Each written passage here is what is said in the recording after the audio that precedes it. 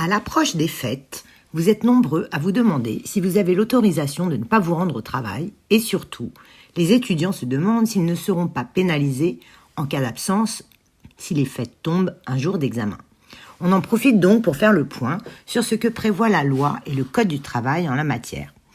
La loi de 1905, qui a instauré le principe de séparation de l'Église et de l'État et qui est fondamentale dans la laïcité, indique dans son article 1er « La République assure la liberté de conscience, elle garantit le libre exercice des cultes dans le respect de l'ordre public.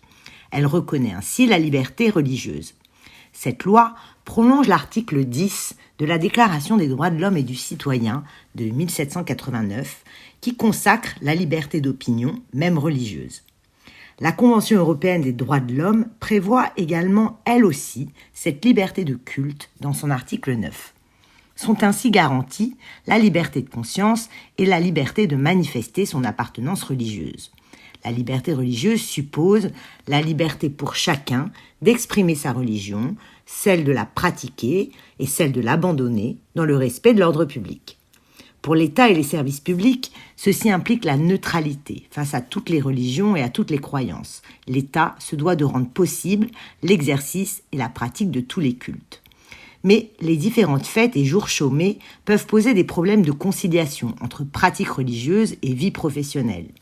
Il faut savoir que le Code du travail ne prend en compte que des fêtes catholiques et il ne contient aucune disposition ouvrant droit à des autorisations d'absence pour motifs religieux.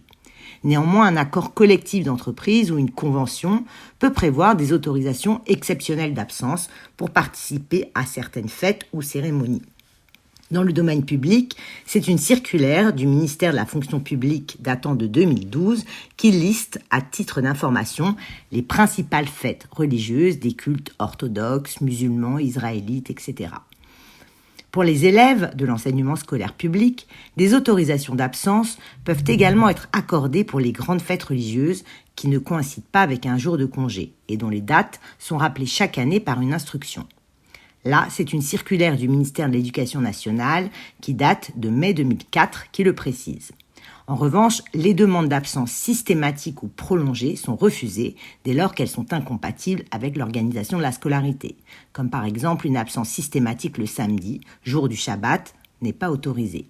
En outre, d'après cette même circulaire, les institutions scolaires et universitaires doivent prendre les dispositions nécessaires pour qu'aucun examen ni aucune épreuve importante ne soit organisée le jour de ces grandes fêtes religieuses. Mais ce n'est pas toujours réalisable en pratique et certains étudiants se retrouvent parfois en situation compliquée.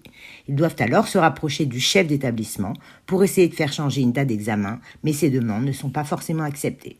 Je vous souhaite, en tout cas, de passer de belles fêtes et Shana Tova à tous.